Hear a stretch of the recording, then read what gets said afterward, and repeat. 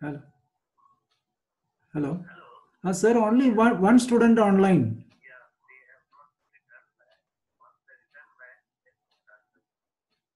I'll wait then. Okay. Okay.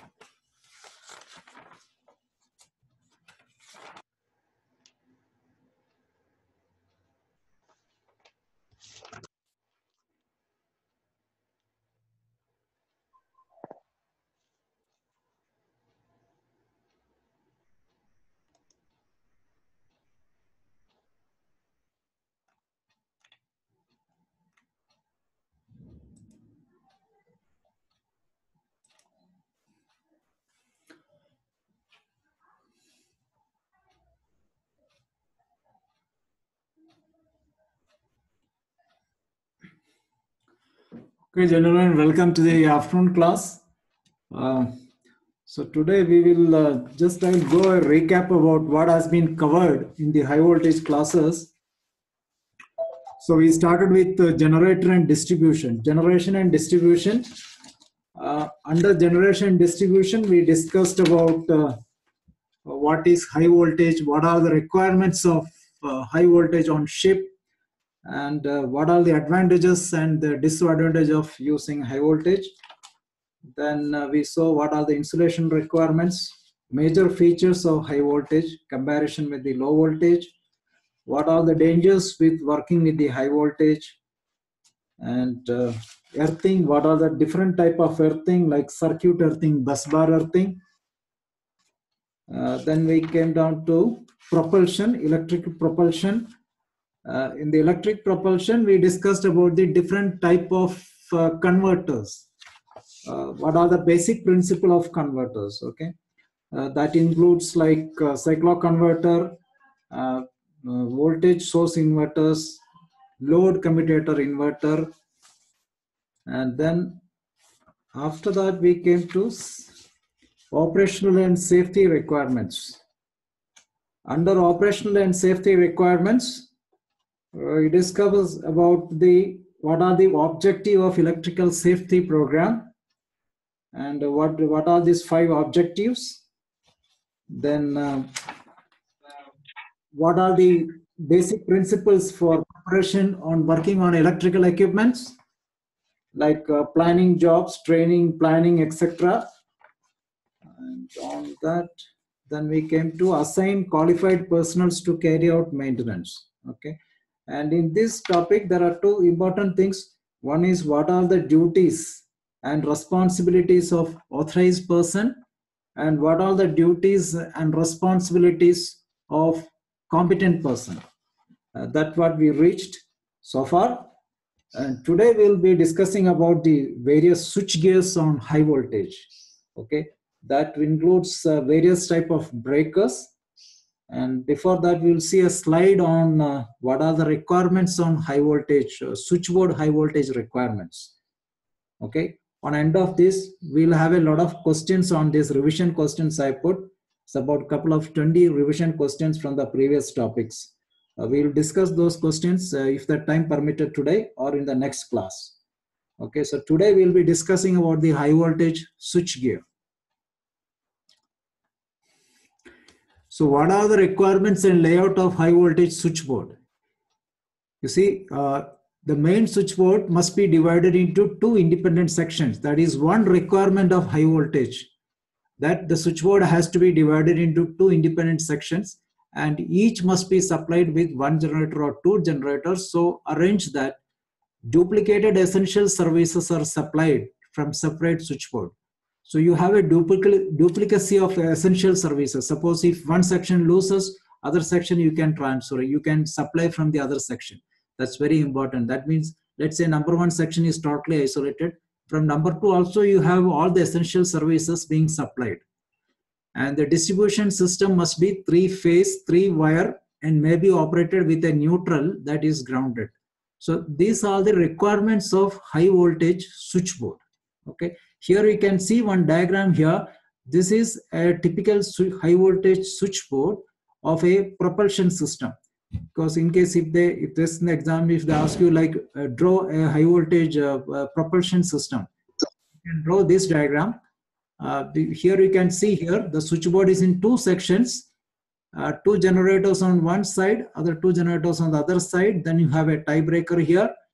Then you have a propulsion motor, etc. You can see the propulsion motor here, and the ballast pumps are here. So these all high voltage equipments. This is also high voltage motor, ballast pump, both tester, ballast pump number 3, 2, 1. And here you have a step down transformer, which is 450 volt here. And this is a 660 volt, which is going to a cargo switchboard here, 1 and 2. So this will go to cargo switchboard. This will go to low voltage. This goes to propulsion. So main thing is the propulsion system here, how the propulsion system is connected. Here you can see this is the transformers. So this transformer is stepping down the voltage from the main switchboard to the low voltage. It's around 2500 volt AC is being stepped down here and given to the propulsion system. So if you look at the shape, you see at the bottom platform will be the propulsion motors you can see here. And probably in the generator compartment, this is the generator compartment, and you will find this generator compartment, you will find the converters, etc. here. Okay, this is a general requirements of a high voltage switchboard, that it must have 2 sections and essential service must be supplied from both sides. Also, this should be the neutral of the generator should be earthed to the neutral earthing resistor. So this is a general layout of a high voltage switchboard. It's exactly the same thing. Here you have a high voltage 1 and 2. Here also you have a cargo switchboard 1 and 2. Here you have a low voltage 1 and 2. And this is emergency switchboard. So if they ask you any questions on high voltage switchboard layout, you can draw this diagram. Okay, you have to specify this tie breakers, etc. in this. You can see this is a supply breakers. This we call supply breakers. Supply breakers is the one which is connecting the generator output to the main switchboard. And these are the tie breakers. You see here, this one and this one. This is connecting the both switchboard. So we can call as a tie breaker. This is also supply connecting cargo switchboard with this breaker. Okay. So this is a general layout of a high voltage switchboard, general layout. So this is the layout of a LNG switchboard. Just for your information sake, this is a new type of LNGs which is in the latest in the shipping industry. You can see here, these are the generators, high voltage generators, which is connected with the switchboard, two sections of the switchboard. And here you have the cargo switchboard 1, cargo switchboard number 2. Then you have the variable drives here. These are the speed drives like voltage source inverters or VFD type drives are there, 3 drives. And these are the step down transformers. So high voltage is being stepped down through the transformer and given to these drives, and drives are controlling these 3 ASI ports. These are the 3 ASI ports. This is submersible in the water. It can turn 360 degrees. So this type of is used in the new ships like LNG ships, which doesn't require an icebreaker, because wherever the ice areas, those ships can go without an icebreaker. This is the advantage of these ships. They don't need an icebreaker. They can go without an icebreaker. So they are using the ASI ports. Okay. Most of the passenger ships also have the same type ASI ports. And this is a motor which is submerged in this. The motor is inside. Okay. So this is the layout of a LNG ship.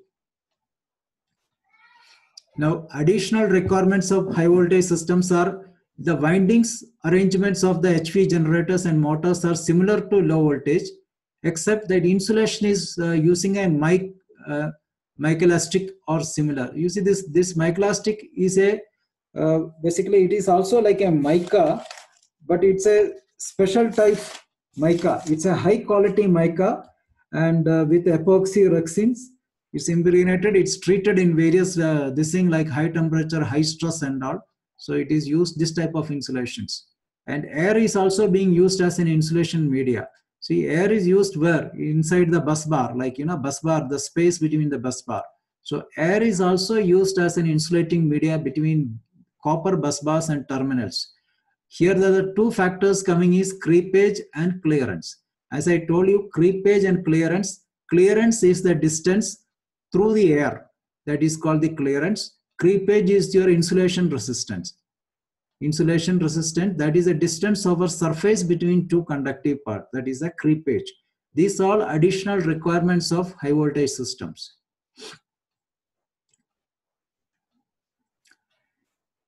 And additional requirements of high voltage system continued, like when the system neutral is grounded.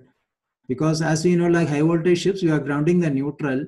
The connection to the ground must be made through a resistance. That resistance we call as neutral earthing resistor.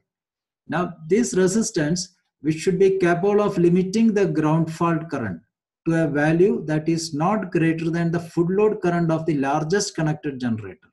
So this is a mandatory requirement. The resistance should be able to withstand that much current and not less than 3 times of the minimum current required to operate any ground fault monitoring or protective devices. And also it should give visually and audibly indicating any system ground fault alarm. So it should indicate an alarm also. And high voltage and low voltage cable connection should not be accommodated in the same compartment. This is another requirement. High voltage has to be separate, low voltage has to be separate. Whether in the switchboard also, you will find low voltage and high voltage is totally separate. It's a different compartments. And high voltage equipment should be constructed and located that live parts are inaccessible to unauthorized persons. That means if you open any switchboard compartment, you should not be able to access any high voltage.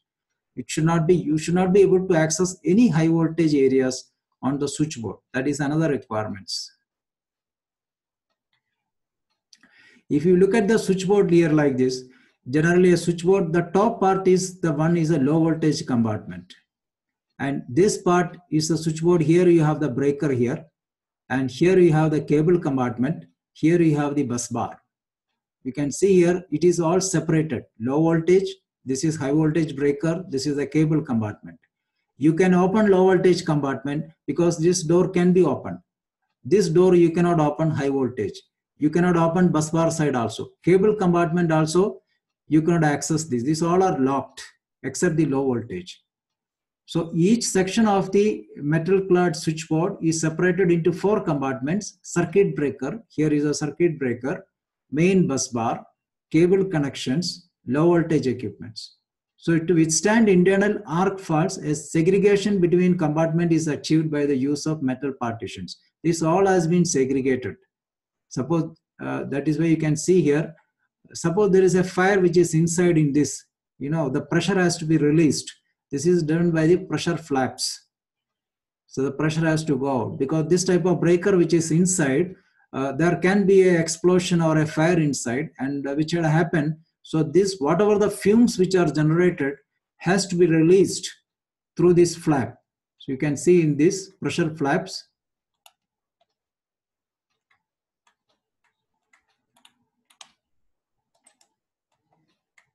Just a minute. So you can see here the pressure flaps here. This is the high voltage switchboard. On top you have the pressure flaps. Suppose there is an internal explosion take place, the fumes and everything should be released. This door will open.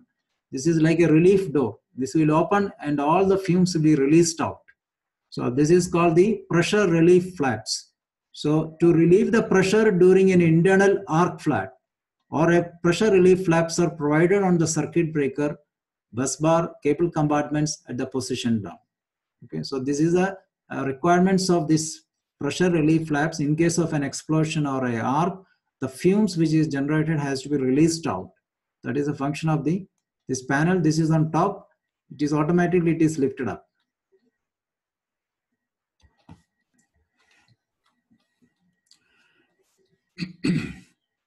And other safety requirements of switchboard is, one is the interlocks. You see, and switchboard is totally interlocked. Interlocked means,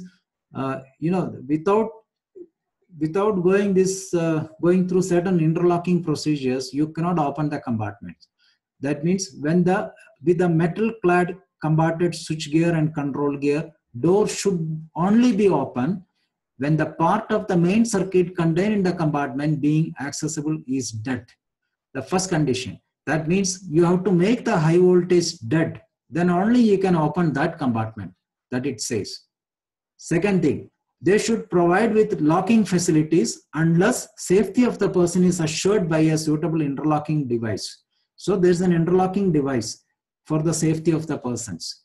That means certain interlocking conditions are not fulfilled, you cannot open any compartment. Withdrawal or engagement of a circuit breaker. Withdrawal and engagement of a circuit breaker means if you want to take the breaker out from the bus bar connections, that is called withdrawal. Putting it back to the bus bar connections, that means that's called engagement, means you're putting it back. So withdrawal or engagement of a circuit breaker, switch or contactor shall be impossible unless it is in the open conditions. It means if a breaker is not open, breaker can be open and closed. Open means breaker is not connected with the bus bar, and closed means breaker is connected with the bus bar. Unless you don't open the breaker, you cannot take the breaker out. That is another conditions. Okay, so withdrawal or engagement only possible if the breaker is in the open conditions. Next, it should be possible to close the breaker, switch or contactor in service position unless it is connected to the auxiliary circuit.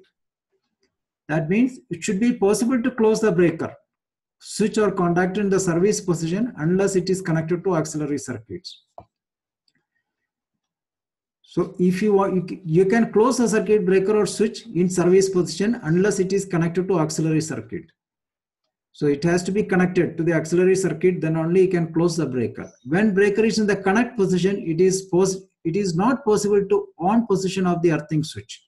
You see, earthing switch means once the breaker is open, then only you can make the earthing switch on. Otherwise, what will happen if you try to forcefully make the earthing switch? You are grounding the bus bar itself. So that should not be possible.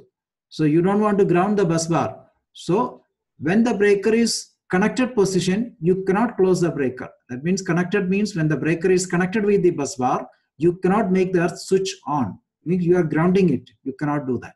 That is another conditions. What are the switchboard safeties generally you will find on switchboard? See, this is very important question.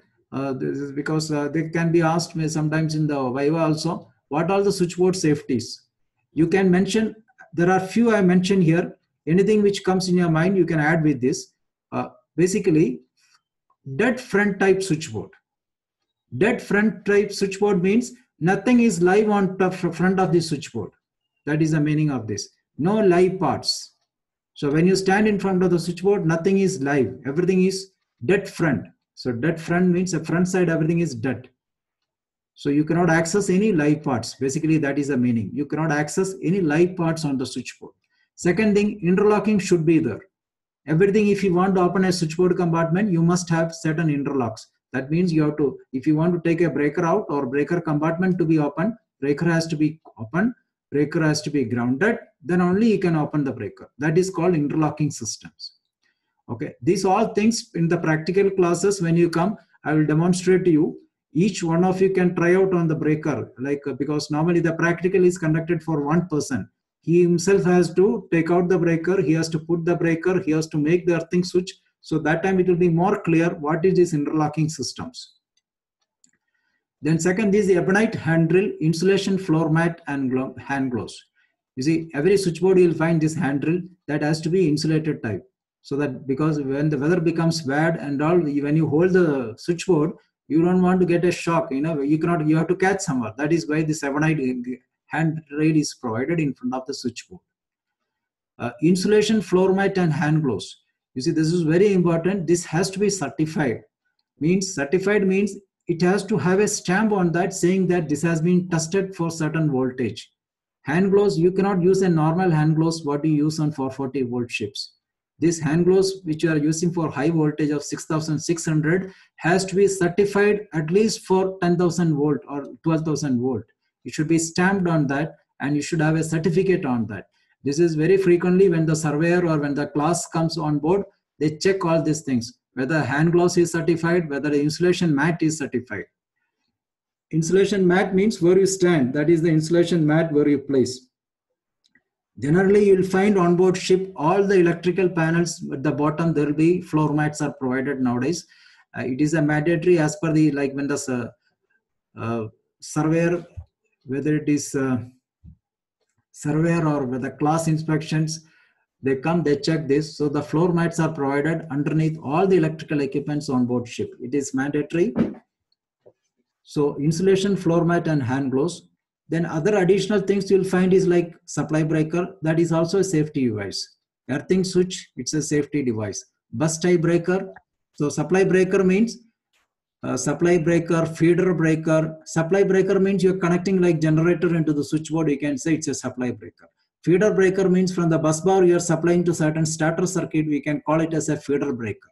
Earthing switch means when you want to make the system dead, you want to do maintenance, you want to do repair, you have to make the earthing switch on. Then bus tie breaker means which is connecting two sections of the switchboard, like switchboard number 1, switchboard number 2. When you connect, we are using bus tie breaker. It's called tie breaker. Then feeder breaker means, as I told you, from the bus bar to various services, we are using feeder breaker. Then additional safety devices like normal the things it's common like overload trip, under voltage trip, over voltage trip, preferential trips, reverse power trips, low frequency trips. Most of the time now new ships you will find this all included inside the power management systems, or it will be like protection systems. They have like HIMAP and all the protection systems are there which is used. They covers all these things inside. So settings are then electronically you can do the settings also, you can change the values also. In addition to this, you will find fuse, MCCBs, MCBs, earth monitors, earth lamps, IR windows. IR window means infrared windows behind the switchboard. You see, infrared means you cannot see by eyes, but you see, suppose a bus bar, there is a loose connections, it's getting heated up, which generally you cannot see eyes. So you have to use a thermographic camera and check this hotspot. That is why these IR windows are provided. Then you have synchronoscope for paralleling. You have also have synchronizing lamps in addition to this. And then you have a lockout relays. You see the function of the lockout relay. Lockout relay is the last relay from all other relays are connected, whether it is a differential relays or negative phase sequence relays or instantaneous trip or inverse trip relays. All of them are coming to lockout relays. So lockout relay once activated, you cannot close the breaker. Nowadays, lockout relay is fitted with all the motors also, like high voltage motors and all you will find. Once this relay get activated, you cannot close the breaker of the motor or anything. You have to wait for it to reset it. So if any other relay is operated, lockout relay is the last one which will get activated, which will not allow the breaker to close. Okay, so these are the general safety devices which you will find on the switchboard. Okay, remember this. These common things I mentioned. Anything else you find in your mind, you can add with this. Okay, so this is with the requirements of the switchboard, what we have been covered up so far. As I told you, like, so these are the general requirements of switchboard. It has to be in separate two sections. That is first thing. Then it should be, the neutral should be grounded with the NER. And this is the general layout of the switchboard. This is the one, this is one of the LNG ship. The layout of the switchboard and the converters, etc. Additional requirements of HV system is mainly the clearance and creepage distance. Okay, this is the switchboard compartments. High voltage switchboard compartments looks like this. You have this, all the compartments have been segregated. Okay, so this is a circuit breaker compartment. This is a high voltage compartment. This is a bus bar compartment. It's a high voltage. This is a cable compartment, and this is a low voltage compartment. This is only accessible and can be opened. So this can be opened anytime. There is no this thing interlocks, etc. But all other things are interlocked. Pressure relief flaps. In case of an internal explosion, this pressure relief flap will be opened, and the pressure which is inside will be released to the atmosphere. Okay. So this is the other various interlocks on the switchboard which we have discussed. You cannot open the breaker cover unless certain interlocking devices has been operated, and these are normally all with the keys. Okay, these are the safeties. Okay, with this we finishes this. So we goes to today's topic on the switch gears. So high voltage breakers, generally you find on the high voltage switchboard there are three type of breakers you'll find. One is a vacuum circuit breaker, and sulfur hexafluoride circuit breakers, and air circuit breakers. These are the three type of breakers we'll find on the high voltage. We'll see each one of them. What is the basic principle of working of each one of them? What are the advantages of each? What are the disadvantages of each? And we'll have a comparison between all the three and see where it is being used. Why this one is used there, that we'll see in that. Let's come to vacuum circuit breaker. Okay, before going to we'll say circuit breaker. What is circuit breaker? Okay, circuit breaker means they are the mechanical switching device capable of making, carrying, breaking currents under normal circuit conditions, and also making, carrying for a specified time and breaking current under specified abnormal conditions also. So normal and abnormal, two times it is making it. So this, you should know what is making and breaking. Okay. It is usually intended to operate infrequently, although some types are useful for frequent operations also. Circuit breakers are used to connect generators, transformers, bus sections, bus couples, interconnecting cables between switchboards. They are also used for starting, running of large motors. There are three types used in high voltage system. So circuit breakers function is like connecting generator, transformer, bus bar, bus coupler, interconnecting cables, also motors. What are the switchboard circuit breaker ratings? This is very important question. What are the circuit breaker rating? Generally, you'll find all this information on the breaker itself. That means breaking capacity of a circuit breaker. Breaking capacity means capable of breaking a faulty section of the system. That is breaking capacity. Making capacity means must be capable of making the circuit in the greatest asymmetrical current in the current wave. capable of making the circuit. Short time capacity. Short time capacity means it should be capable of carrying fault safely for a short time. Suppose there is a fault, it should be able to, it should not immediately open the breaker. It should be able to withstand for some time. That is called short time capacity. It is basically short time fault safely for short time. Any fault happening, it should be able to hold it for some time. That is called the short time capacity. Then rated voltage, you know how much voltage it can, maximum RMS voltage. A circuit breaker is the highest RMS voltage or above normal voltage where circuit breaker is designed and is the upper limits of operations. Rated current is the current in which it shall be able to carry at the rated frequency at the rated voltage continuously. So rated frequency is the rated frequency of the circuit breaker is a frequency at which it is designed to operate. Operating duty, it consists of number of unit operations at stated intervals. How many times it can operate.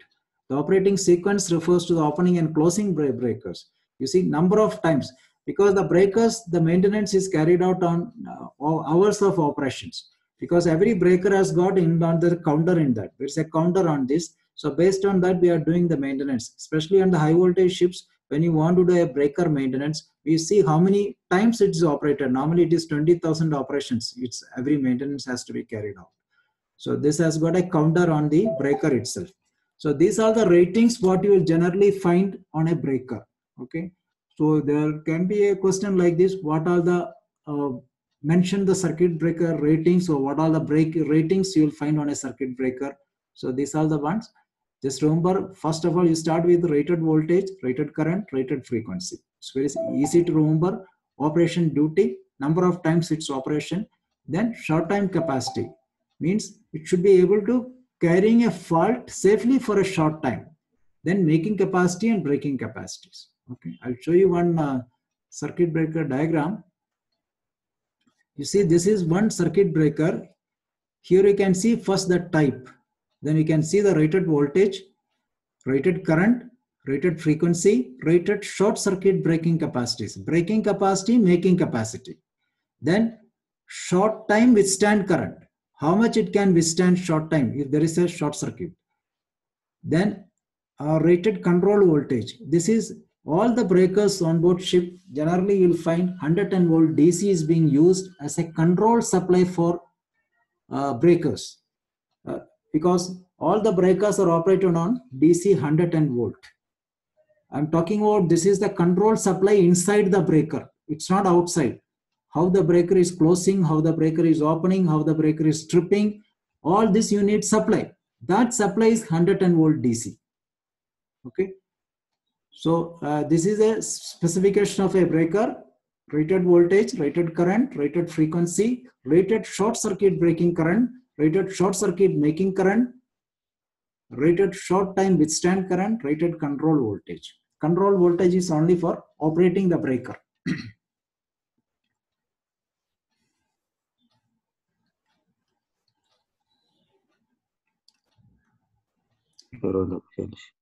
Okay, so we'll start with vacuum circuit breaker.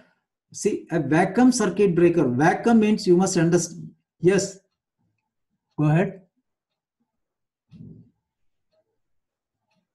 Yeah, raise question.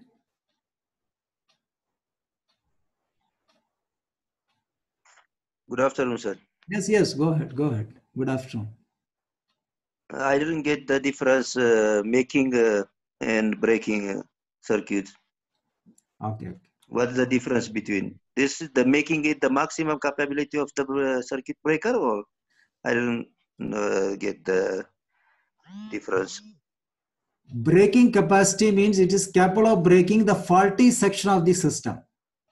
Faulty section, and circuit must be capable of making the circuit in the greatest asymmetrical current. Now here, breaking capacity and making capacity, if you see the values here, breaking current is 25 kiloamps. Kiloamps is it. Rated short circuit making current is 65 amps.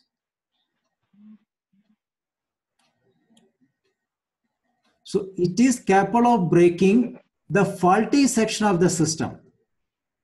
Faulty section of the system means suppose there is a fault take place, whether it can break till what amps, like 25 what is that, capable of breaking the faulty section of the system. Suppose there is a fault take place and this current 25 kiloamps, short circuit breaking current, rated short circuit breaking current. That means when it is 25, it can withstand up to 25 kiloamps. You understood?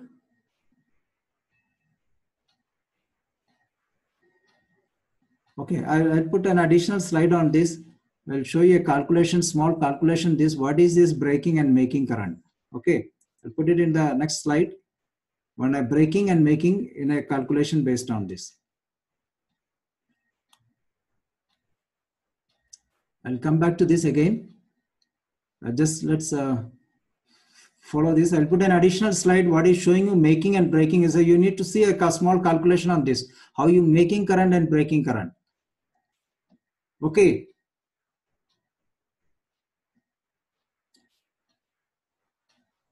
The vacuum circuit breaker, the name itself means it's a vacuum.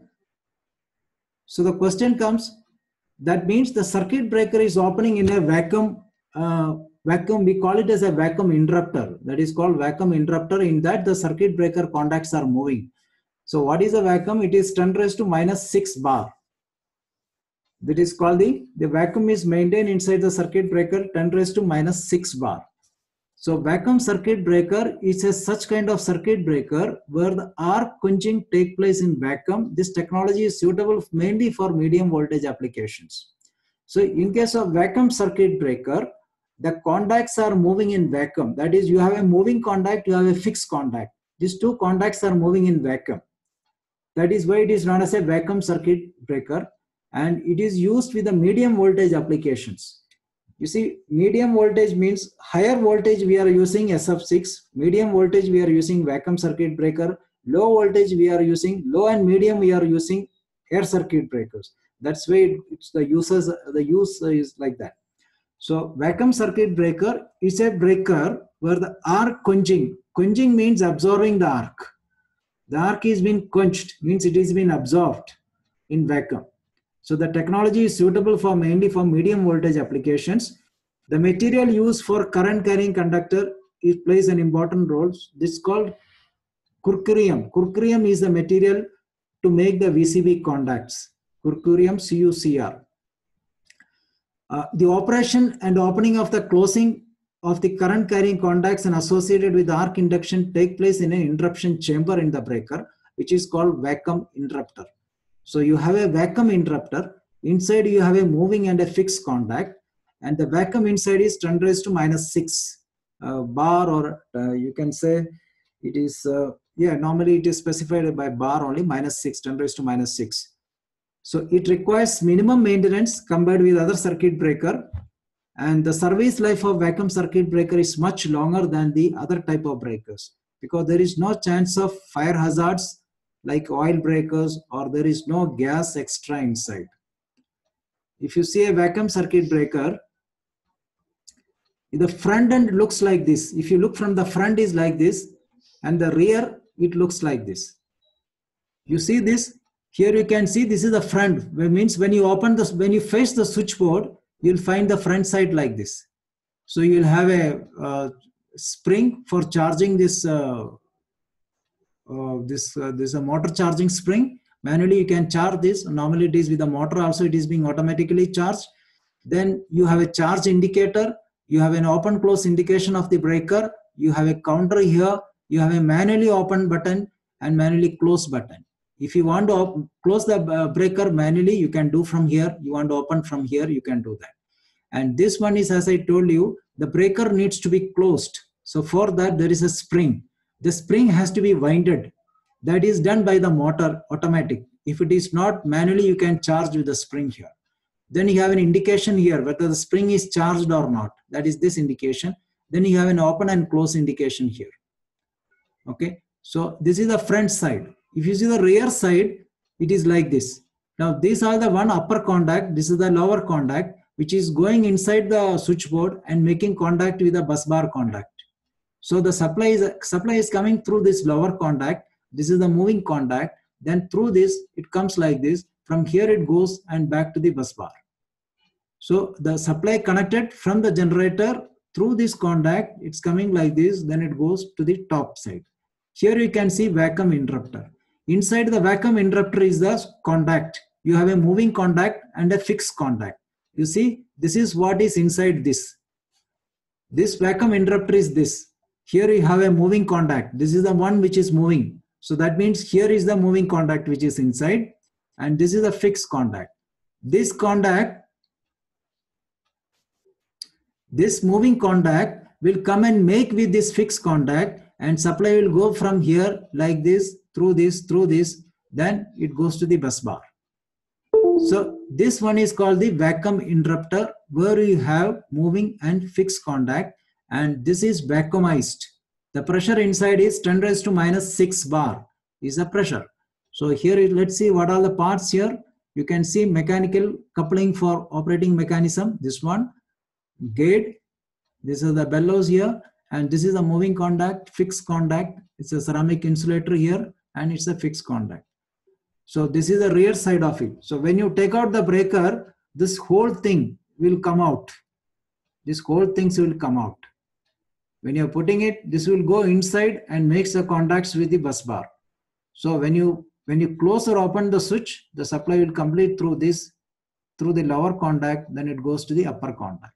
This is a moving contact which is inside, and top one is the fixed contact. So these are the two contacts. When these two contacts are made, supply is connected, and when these contacts are separating, that time is the arc is coming. Because see, when it is making, it will not make an arc, but when it comes out, it makes an arc. So this arc has to be quenched or to be absorbed. That is done by the vacuum which is inside. Okay, so you hope you understood this. What is the front side of this? What is the rear side of this? Rear side of the vacuum circuit breaker, front side of the circuit breaker.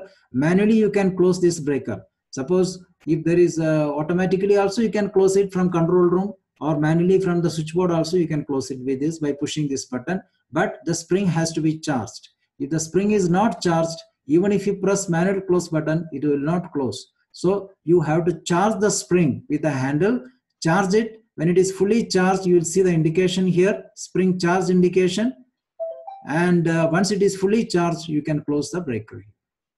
Okay.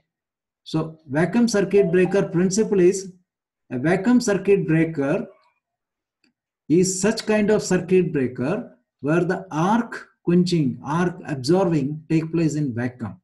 And this technology is suitable for medium voltage applications. Medium voltage application means it is not for like it's above 3300 above, it is medium voltage. And the material used for the contacts are curium, and the operation of the opening and closing the current conductors taking place inside the vacuum interrupter. Vacuum interrupter consists of a steel arc chamber. In the center, symmetrically arranged ceramic insulators, and the vacuum pressure inside the vacuum interrupter is normally maintained 10⁻⁶. So this requires minimum maintenance. You see, this problem here with this breaker is that advantages are many because no much maintenance, and it's more safe because it's vacuum, no gases, is environment friendly, everything. But if you lose the vacuum, then you have to change this interrupter code. You have to change this interrupter if it loses the vacuum inside. And vacuum pressure, they have an indication here. When it drops the vacuum, it will give an alarm also. And there is a facility to test the vacuum also, because basically vacuum means it's a dielectric. So you can check the vacuum using a vacuum tester. This can be done. This type of breakers we have in our lab, and I will show you how do you test this vacuum by using a vacuum tester. Practically we can check this. What we have is a vacuum VCB, vacuum circuit breaker here. So this is what the vacuum interrupter, it looks like this. It's a ceramic inductor. These are the contacts. So one is a moving contact, one is a fixed contact. So this one is moving and this one is fixed. Yes. Hello. Yes, go ahead. Yes. Yes, go ahead. Yes, sir. Yes, yes, go. You said earlier that the arc will be only during opening of the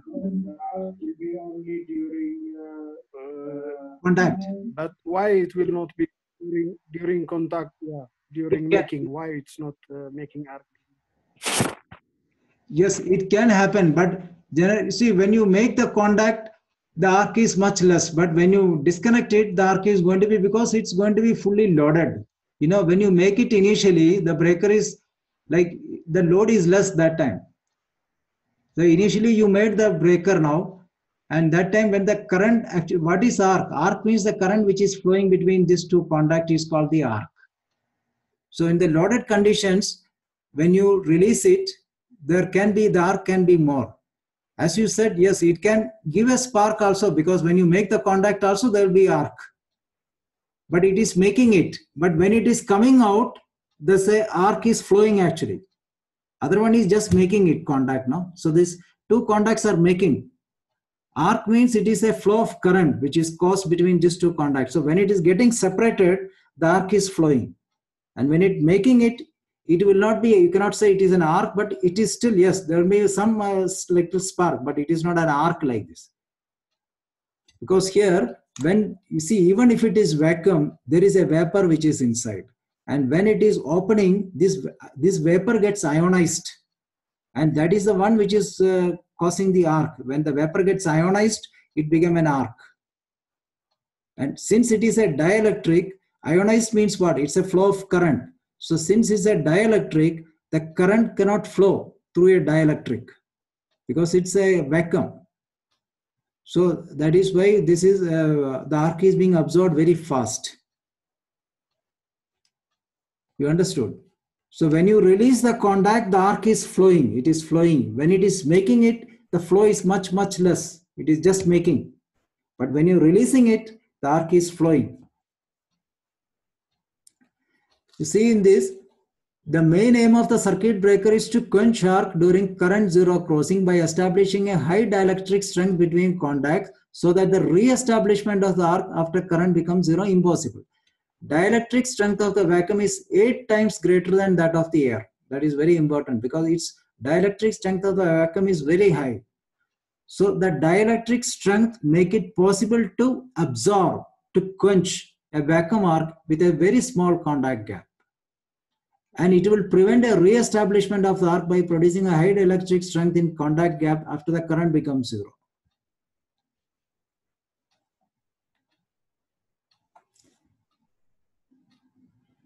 The arc interruption in the vacuum interrupters is different from other type of breakers. The separation of the contact causes the release of the vapor, which is filled with contact space. It consists of positive ions liberated from the contact material. Now, the vapor density depends upon the current in the arc. When the current decreases, rate of vapor release decreases after the current zero, and the medium regain its dielectric strength if the vapor density is reduced. So here, when it is releasing it, when it is going out, when you are opening the circuit breaker, there's an arc is being formed in this. Otherwise, it is making it. It is just quickly making it. And when you are releasing it, there is an arc is being formed because of this current. It's ions. It is flowing, and since it's a dielectric, and the electrons cannot flow in the dielectric because it's much. If you see in the normal air, it is 10 times more than the dielectric strength is 8 times more than the air. So it will absorb the arc very fast. So if you lose the vacuum, yes, then there can be an arc. So there is no means of, you cannot make this vacuum on board ship. It is impossible to make this vacuum again once you lose the vacuum inside. And generally when the vacuum loses less than 10⁻⁻⁶, it gives an alarm so that the vacuum is being dropped. So in addition, you have a vacuum tester also on board. You can check, you can give a very high voltage across these two. Across these two, you are giving a very high voltage. It's around 12,000 volt. That's 12,000 kV voltage is being impressed across these two. And then what we do is we measure how much is the leakage current through this. When you apply very high voltage and measure how much is the leakage current, if the leakage current is high, means it has lost the vacuum which is inside, or the dielectric is being very less dielectric, and then you have to replace this whole stuff. So this that is only one disadvantage of this vacuum circuit breaker. This is the general layout of a vacuum circuit breaker. At the front side, you will find this is the front side and this is the rear side. Here you can see here, number 1 is a vacuum interrupter. This is a vacuum interrupter. Number 2 is the terminals. So these are the terminals. Number 3, flexible connections, support insulators, operating rod. Number 5. So this one is operating rod. This is the lever which is there. You see, this is a moving contact. This is a moving contact. And when it is closing and opening, this is the one which is pushing this up. And when this pushes up, this moving contact will go and make with this fixed contact. You see, when you're making this closing, it is going and just making it. So that time the arc cannot flow much.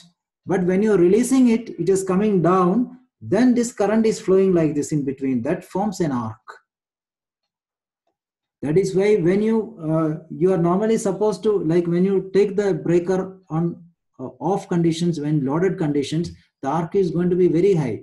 Because say, let's say the generator is fully loaded and you try to open the breaker, this arc is going to be very high. That is the reasons we must offload the generator first. Is it we have to reduce the load first, then only you should open the breaker. Otherwise, this arc is going to be very high. So this is the internal structure of a vacuum circuit breaker. Now, major components of a circuit breaker, you will find these things are very common, like under voltage strip. Then you have shunt trip. Under voltage strip means under voltage features in generator system will not allow the generator breaker to close. That's the main requirements of under voltage trip. You cannot close the breaker unless the voltage has come. Voltage is below 85% of the rated value. So under voltage feature in generator will not allow the generator breaker to close if the voltage is below 85% of the rated value. Second thing, it will trip the circuit breaker if the busbar voltage falls below 85% and remains so for more than a set time, that is usually 2 seconds. So if the voltage on the main or control power supply is under voltage, control power means the control power for this under voltage strip, it's 110 volt DC is used. And if the main voltage or control voltage drops, this will trip. UVT, under voltage strip relay device, in order to present the time delay function, because UVT is technically instantaneous type. It's instantaneous trip. And so one is that you cannot close the breaker once the voltage is not developed. That is one safety. So it's a safety of the breaker. So when you start the generator, if the voltage has not come to, let's say 440, that means it should be, if it is below 85%, you cannot close the breaker. That is interlock for the breaker. Second thing, it will trip the breaker if the busbar voltage falls 85% also. Shunt trip means it is a remote trip. See, tripping of a breaker remote, that is done by the shunt trip coil. This is also coil. These all coils are placed inside the breaker. It's all 110 volt DC coils. Shunt trip is a remote trip. Closing coil means closing the breaker. That is done by the closing coil. Latching mechanism means it is a resist environment inadvertent forces tending to open the circuit breaker contacts when in a closed conditions. Thus makes a circuit breaker resistant to shock and vibration forces acting on the circuit breaker. Like nuisance stripping of the breaker can be virtually eliminated. That's called the latching mechanism. It's a latch mechanism which will not allow the breaker to open, like vibration time or ship rolling pitching. The breaker is not opening because of this latching mechanism. This is also inside the breaker. Another one is the anti-pumping relay. This we have discussed previous also. Anti-pumping relay function is that it's basically prevent the hunting of effect. Like continuous, like breaker opening, closing, opening, that will not happen with this anti-pumping relay. The function of anti-pumping relay is to cut off the supply to the circuit breaker, closing coil in case a TNC switch, that is a trip normal close switch, spring failure and prevent CB hunting effect. This switch is on the switchboard. It is having a 3 position, like center is a neutral, one side is trip, other side is the close. So by mistake, suppose this is a spring loaded switch. When you put to close, it will come back to neutral. When you put to trip, it come back to neutral. In case if the spring fails and it goes to permanently condition called close, and it will give a close command to the circuit breaker. But at that time, suppose there is a trip signal, the breaker will keep on and off like that. So to avoid this anti-pumping relay is used in the circuit breaker. This all which is inside the circuit breaker, because it will give a continuous signals to the breaker to close if this one is switch is failed. It's not only the switch, TNC switch, all other safeties has been coming through this anti-pumping relay. So function of anti-pumping relay is to cut off the supply to circuit breaker in case to avoid any hunting effect. Hunting effect means continuous closing and opening operations. That is a function of anti-pumping relay. This is called the trip normal switch. You will find here, you see trip, neutral and close. This is a spring loaded switch. Once you put to close, it will come back to neutral, or once you trip, it will come back to neutral. But in case suppose there's a spring failure take place inside and it gets struck on close or trip, so that time this anti-pumping relay will not allow the breaker to close in case there is a trip signal there. This advantage of using VCB is, see, one thing is that VCB vacuum has a high dielectric strength. It is 8 times more than the air, so it can absorb the arc very fast. Arc is basically, it's a flow of electrons. So electricity cannot flow through vacuum, is it? So it can absorb the arc very fast. That is one thing. Second thing, shorter contact travel due to the high dielectric strength of the vacuum. Shorter arcing time. Arcing time is less, shorter contact time, and it is compact in size. Minimize the breaker size. It is non-flammable. It is non-toxic because there is no gas. So it is non-flammable, and it is longer life than breaker. These are the advantages of vacuum circuit breaker. Disadvantage is requirements of high technology for production of vacuum interrupters. That is because this we cannot do. If the vacuum is losses, you can't do anything with this breaker unless you don't change this vacuum interrupter. It needs additional surge suppressors for interruption of the low magnetizing current in certain range. Loss of vacuum due to the transit damage or failure make entire system useless. Okay, so main thing is the vacuum which is useless. The maintenance, what you do is medium voltage breakers which operate in the range of 6,000 to 15,000 volts should be inspected and maintained every it is 2,000 operations. So how many times it is operated, the maintenance period, it comes like this, how many times it is. So, and be sure the circuit breaker and mechanism are disconnected from all electrical power, both high voltage and control voltage, before it is inspected or repaired. After circuit breaker has been disconnected, then attach the grounding leads properly before touching any of the circuit. Direct inspection of primary contact is not possible. You see, another one disadvantage is that you cannot see the contact, anything in this. It's everything is sealed. If you look at this, these contacts are inside this. This all sealed. So you cannot see these contacts, and no maintenance, nothing is possible on this. So this is one disadvantage, but there is no gas, no flammable materials, no toxic materials. So it is more safe to use this. Okay.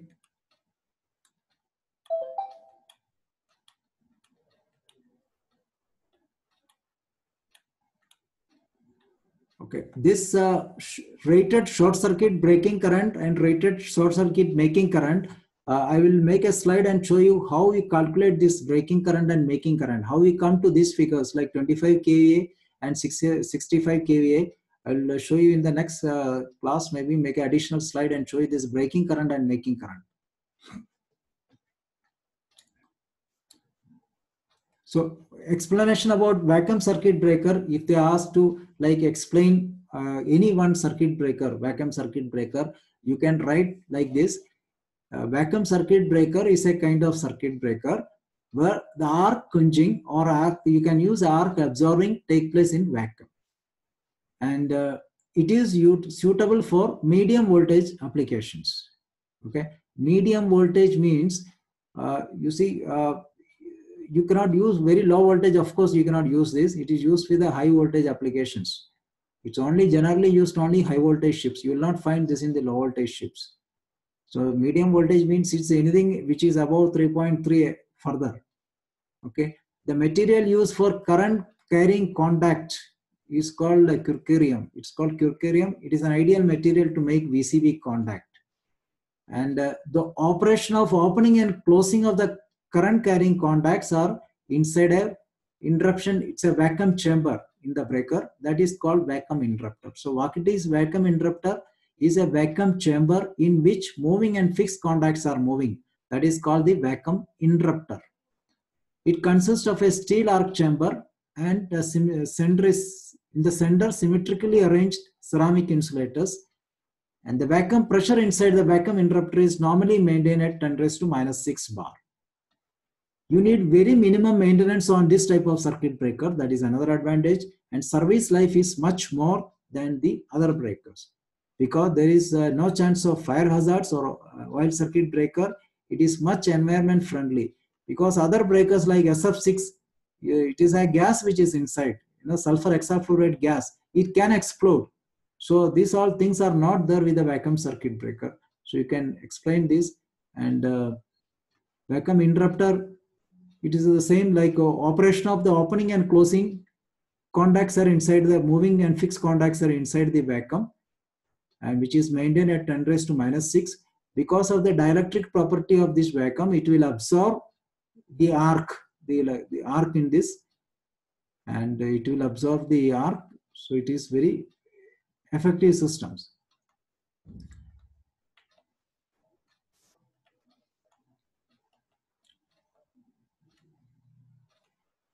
This another one is the sulfur hexafluoride circuit breaker. You see here the only difference is that here also there is the vacuum interrupter, but inside the interrupter, instead of the vacuum, we are putting SF6 gas, sulfur hexafluoride gas. Why this gas is used? Because it has got a very high electronegativity, means it can absorb the electrons very fast. What will happen if you absorb the electrons? What happened? The gas, then this arc will get extinguished very fast. It's very quick. But the problem is that this, of course, this gas is non-toxic, colorless, everything extra, but it is suffocative. And second thing is that it can cause, at times it can cause some explosions also. This has happened. So let's see how it's going. Circuit breaker in which the current carrying contacts operate in a sulfur hexafluoride gas. So vacuum circuit breaker is vacuum. Air circuit breaker is air, static air. And SF6 gas is having a gas which is inside. So this is the basic difference. If you see ACB, VCB and SF6, ACB means air is in between breaker contacts. Vacuum circuit breaker, it's vacuum, and SF6, the contacts are inside the gas, SF6 gas. So SF6 means it's a sulfur hexafluoride gas which is odorless, colorless, tasteless and non-toxic. But it is suffocative. If the gas comes out, it is suffocative. It has got an excellent insulating properties. What is the excellent property means? It has got a high electronegativity. That means it has a high affinity of absorbing free electrons. It will absorb the electrons very fast. That's the way how it is extinguishing the arc. So whenever the free electron collides with this SF6 gas, it is absorbed by the gas molecule and forms a negative ion. So due to this high dielectric strength and cooling effect, the gas is approximately 100 times more effective arc quenching than air. You see, it is 100 times more effective normally than an ACB. It is used only with very, very high voltage systems. You see, ranges from 33 kV to 800 kV. So 3300 kilowatt to 8000 kilowatt, you can use this. It's even much more. Substations and all, they're using this SF6 breakers. So this is the what is internal of this, and the closed circuit gas is employed in the SF6 circuit breakers. SF6 is costly, so it is reclaimed after each operations. This gas should not come out. It is totally sealed, which is inside. And whenever the gas pressure loses, it gives an alarm also. That means gas is gone. So you cannot operate this breaker after that, because this gas, it has got a contact in the tripping circuit of the breaker. So whenever the gas pressure drops, the breaker will trip. You cannot close the breaker after that. And this is costly. So it is costly, and it is reclaimed after each operation. Because one of my ship, what has happened, this gas bottle blasted inside, and the pressure built up inside the switchboard, and the gas was released out. So there are very dangerous situations with this. Forcefully, you should never try to open this breaker. That is the main thing. The breaker is closed, and if it is not opening, if you try to forcefully try to remove it, it can lead to an explosion. So this has to be handled in that way. It has to trip itself. Otherwise, you need to, suppose the generator is not, breaker is not releasing, then option is to shut down the generator and isolate the switchboard. So you should never try to forcefully try to open or close this breaker. The closed circuit gas is employed in SF6 circuit, and SF6 is costly, so it is reclaimed. That means it cannot go out. It has to be inside only. It consists of a low and high pressure chambers with a low pressure alarm with warning switches.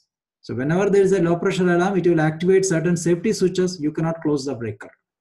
When the pressure of the gas is very low, due to which dielectric strength of gases decreases and an air quenching ability of the breaker is endangered, then the system gives a warning. So you see, it is very risky to operate at low pressure, because low pressure, your dielectric strength is reduced. In normal operating conditions, the contacts of the breakers are closed. When the fault occurs in the system, the contacts are pulled apart. That means the contacts are moving. You see, this is a fixed contact, this is a moving contact. You see, this is a moving contact, this is a fixed contact. And this is moving away. You can see the red arc in between. This red one is the arc. So when the fault occurs, the contacts are pulled apart and the arc is struck between them. The displacement of the moving contact is synchronized with the valve. You see, at that time, which will enter the high pressure SF gas inside the arcing chamber at a pressure about 16 kg. This pressure, the gas is being released in this. Okay, so this is what the interrupter inside. It's totally a different concept than the vacuum circuit breakers. Advantage of this breaker is that it has got an excellent insulating, arc extinguishing, and many other properties which are greatest advantage of SF6. Main is it is excellent insulating, because it has got a very high electronegativity. Means negativity means it can absorb the electrons very fast. That is the first advantage of this. Second thing, it is non-flammable. It is chemically stable. It is not flammable. The decomposition produces non-explosive, hence no risk of fire or explosions. Electrical clearance was such reduced because of the high dielectric strength of SF6. Its performance is not affected due to the variations in the atmospheric conditions. It gives noiseless operations, no over voltage problems because arc is extinguished at natural current 0. There is no reduction in the dielectric strength and no carbon particles are formed. It requires less maintenance. These all things are true, that it is excellent insulating type, but moisture is one problem. It can create problems. If the moisture goes inside, it will lose its insulating properties. Second thing, this also you cannot do anything. If this goes bad, then you have to change these tubes, these vacuum bottles, not vacuum bottle, the SF6 bottles have to be changed. So this whole thing has to be changed in this. You cannot see the contacts inside. It is totally sealed. So as I told you, when the pressure loses, then it gives an alarm that breaker cannot be operated unless you don't change this. What are the dangers with this is, the conducting current is through the gas. So the SF6 gas is identified as a greenhouse gas. See, basically greenhouse gas means it is not, greenhouse gas means what? If any of these radiations are again reflected back to the earth. So it is like a global warming, warming systems. So SF6 gas is identified as a greenhouse gas. Safety regulations are being introduced in many countries in order to prevent release to the atmosphere. So SF6 you cannot release to the atmosphere because it's a greenhouse gas.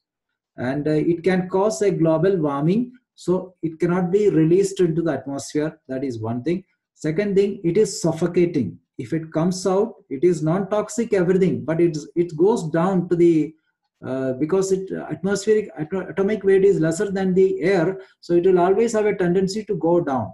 So it can cause a suffocation to the personnel, and entrance of moisture into the SF6 tank is very harmful. If the moisture get inside, then it's also very harmful. So these are the disadvantages of SF6 breaker. Then we have the air circuit breaker, which you normally see on board of 440 volt ships, where you connect your generator output to the main switchboard. We are using ACB.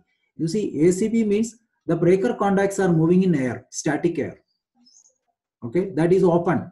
You can open and you can take out the top cover arc chute and see the breaking, the contacts, moving contacts and fixed contact.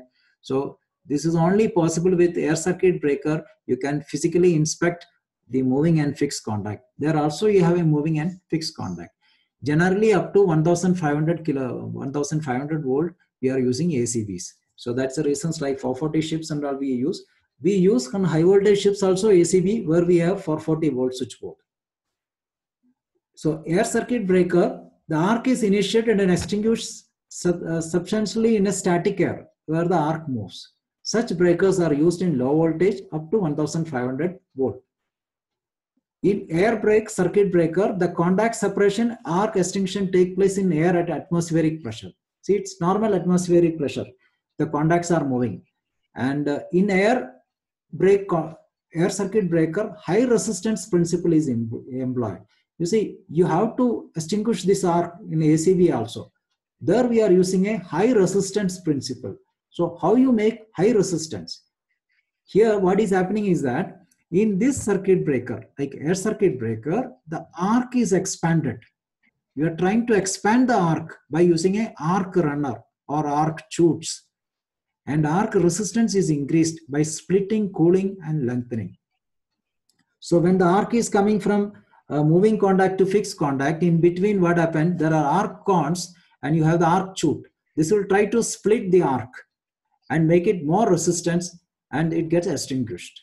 So arc resistance is increased to such extent that the voltage drop across the arc becomes more than the system voltage and arc gets extinguished. If you see this diagram, you can see here how the arc is getting extinguished. So you have a stationary contact, you have a moving contact, the arc is here in between. Now here you have the arc chutes. You see, these are the arc chutes. You see, if you can take out this arc chutes on a breaker, you can just lift it up. These are all plates which is inside. So this arc which is coming, this arc horns, it will guide the arc into this and it will try to split the arc and make the resistance very high. And because of the resistance become high, this will get extinguished the arc. So when a fault occurs, the main contacts are separate first. See, the main contacts are separate. You see, when you get maximum arc, when the generator is on load and you try to open a breaker, or when the motor is running, you try to open a breaker, you see, the arc will be maximum because it's a fully loaded conditions. So, and this happens, suppose when you have a maximum load and there is some fault take place, the breaker is stripped. At that time, the maximum arc is formed when the contact is released. So the main contacts are separate first and the current is shifted to the arcing contacts. Now the arcing contacts are separate. The arcing is drawn between them. The arc is forced upwards. The arc is forced upwards and then arc travels along the arc runner, arc chute, and arc moves upward and split by the arc splitter, and it is extinguished by lengthening. Lengthening means it is split, the arc is split. Cooling and splitting. Because the resistance increase, the arc is getting extinguished. That's the way the arc is extinguished in ACBs. What is arc chute? Arc chute is an efficient device for arc extinction in air and performs the following three functions. One, it confines the arc within the restricted place, which is arc chute. This one. This is arc chute. It confines the arc within the restricted space. It will not allow the arc to go here and there. It is keep confining them. Second thing, it provides an extinction with the device. Second thing, it provides a rapid cooling to ensure arc extinctions. You see, this is also ACB. Here you can see here, this is the arc chute. This whole things can be lifted up from the top. Once you lift up this, you can see these contacts. this contact is what? This is your moving contact. This is a moving contact. This is a fixed contact. So this will come and make with this. So on top you have the arc runner, or this is the arc runner, arc chute, arc splitter plates. The plates are in between. In air circuit breaker, the arc is extinguished by increasing the resistance because of these plates. You know, the arc is split and the resistance is increased. The arc is lengthened with the help of arc runners and arc chutes, and resistance is increased by cooling, splitting, lengthening. This is also an ACB because these contacts are open in air. That is why it is known as a air circuit breaker. The contacts are moving in air. In case of vacuum circuit breaker, it is moving in vacuum. In case of SF6 breaker, it is moving in SF6 gas. This is the three difference between these three type of breakers. So this is also ACB. You see, inside the breaker, all the breakers, you will find a control circuit. That is why when you open the breaker cabinet, you will find a 110 volt DC supply. See, on board ship, if you find, you must always look on the breaker cabinet. If the breaker is not working, first thing you should see is 110 volt breaker contact is there. This breaker is tripped, means your breaker will not work. And if it trips, probably there is a short circuit with one of the coil, like shunt coils or closing coils or opening coils or trip coils. There can be some short circuit. It will trip. So here you can see that is a protective relay here. This is another safety interlock number 2. This is low SF6 lockout. When the SF6 pressure drops, this contact will not be made. You cannot close the breaker. Then air pressure lockout number 3. Then number 4, auxiliary switch. Number 5, this is just a typical diagram. It may not be same with all the ships. And this is the trip coil, TC coil. So ultimately the trip coil will get energized when this circuit is completed. So trip coil will open. So this is a breaker control circuit generally operated on 110 volt. It is always 110 volt DC. It is operated 110 volt DC. This is a circuit which is inside the breaker. So this is a one which is making, closing, tripping all the breakers through this trip circuit. So what is the difference between ACB, VCB and SFC circuit breaker? These three breakers are there. What is the difference? You see, a short-term ACB is air circuit breaker, VCB is vacuum circuit breaker, SFC is sulfur hexafluoride. ACBs are used for low voltage applications below 690 volt. ACBs are used for low voltage applications, and it is a low voltage breaker basically. VCBs are used for medium voltage. VCBs are used for medium voltage such as 33 kV to 33 kV, and SF6 are used for high voltage applications. So you can say ACB is low voltage, VCB is medium voltage, SF6 is for high voltage. In ACB, the opening air is used as an air quenching media. So what is the media for ACB? Air is used for arc absorbing. In case of VCB, negative pressure is used for arc absorbing. What is the pressure inside VCB? 10 raised to minus 6. 10 raised to minus 6. Torr means it is how much is 1 atmospheric pressure is 760 torr. So it is 1 by 760. Is it 1? So this is also one unit of the pressure. So 1 atmospheric pressure is 760 torr. So it is 1 by 760.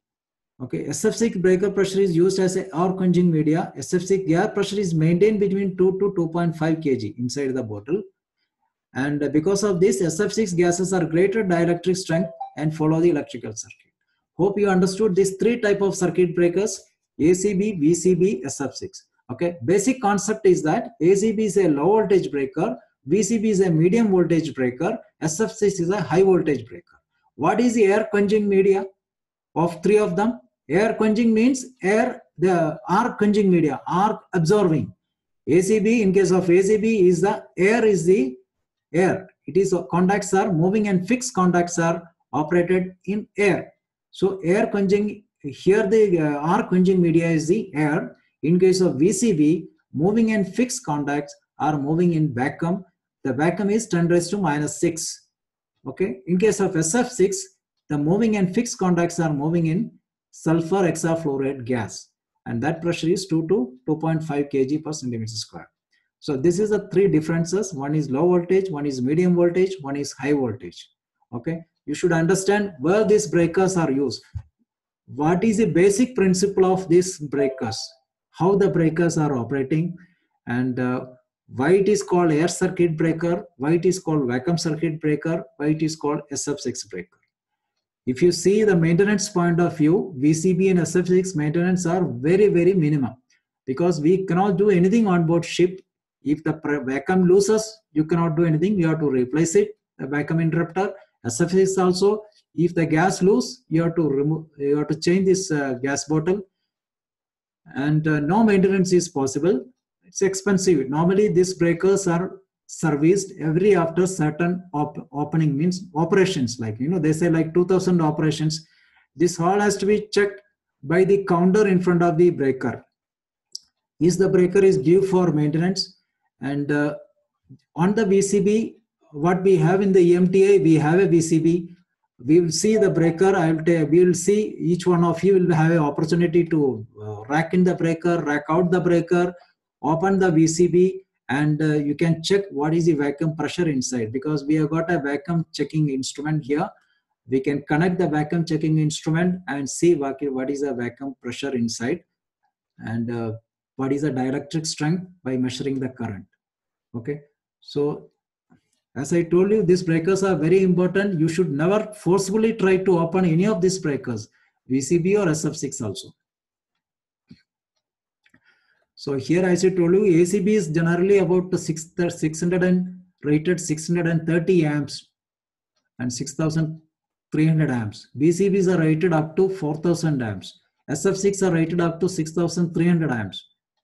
So these SF6 breakers are generally used on board ship, where you connect the generator output to the main switchboard.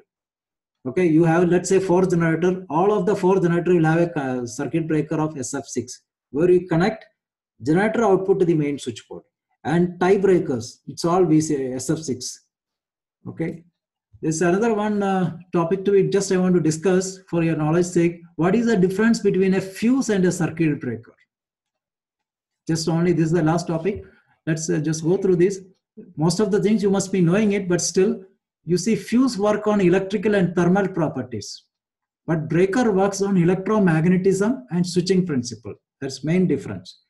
Fuse is on thermal, but electro breaker is electromagnetism. Fuse can be used only once, breaker can be used number of times. Fuse does not give any indications, but breaker will give indication whether it is stripped or open or closed. In fuse, there is no auxiliary contact. Breakers have auxiliary contact. Why we need auxiliary contact on a breaker? Auxiliary contact you need for indications, etc. All you need auxiliary contacts. You know, in auxiliary contact means what? When the main contact is making, it will make certain auxiliary contact also. That is why you need an auxiliary contact. Fuse cannot be used as an on-off switch. Circuit breaker you can use as an on-off switch. Fuses are independent of the ambient temperature. Circuit breaker depends upon ambient temperature also. The characteristic curve shifts because of the aging effect.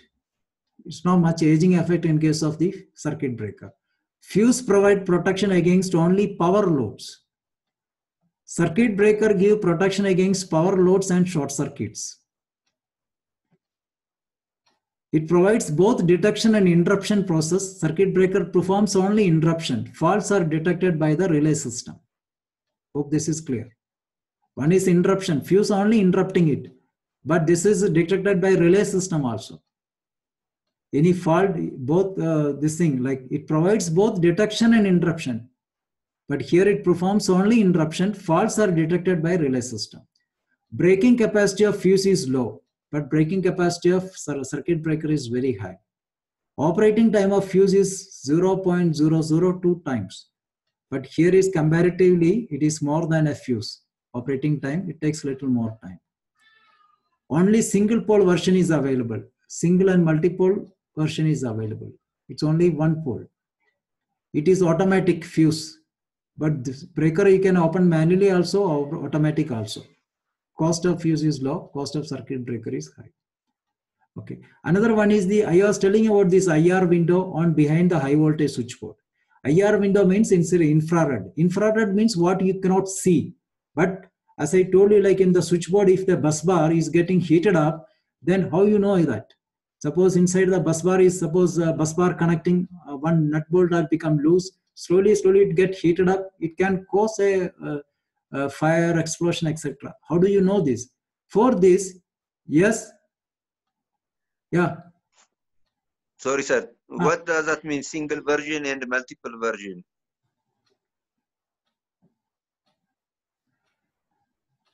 Single pole version and single and multiple version.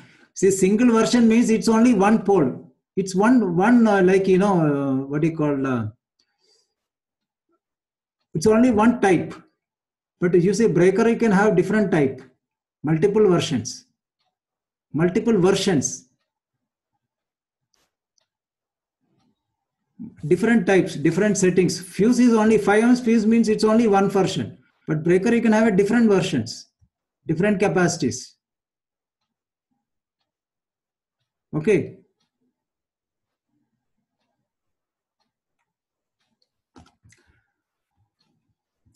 You see, this is called the IR window. If you see behind the switchboard, you find one like this. This is a lifting. You can lift this cover and put the thermographic camera through this and take the thermographic image of the bus bar. So then this thermographic camera, you can see any hotspot which is there. Hotspot, if any hotspot coming, you can see through this. That is called IR window. This is behind the main switchboard. Another one is this breakers are a bit heavy in size, and you need a special tool for lifting these breakers. This is called the breaker lifter. So whenever you are racking out the breaker, you rack out the breaker, then you bring this lifter in front of the switchboard and take the breaker onto this. That is called the lifter. It is used to removal of the circuit breaker and contactor. Okay. There are some revision questions at the last. Go through these questions. Next class we will revise this. What are the advantages and disadvantages of using high voltage on ship? Okay. You go through this. You have this all from your handouts. And next class we will discuss this with a neat diagram. Marine high voltage propulsion switchboard. You have to draw a neat sketch of the electrical HV propulsion system. What are the advantages and disadvantages of the electrical propulsions? Explain the duties of authorized persons and competent persons.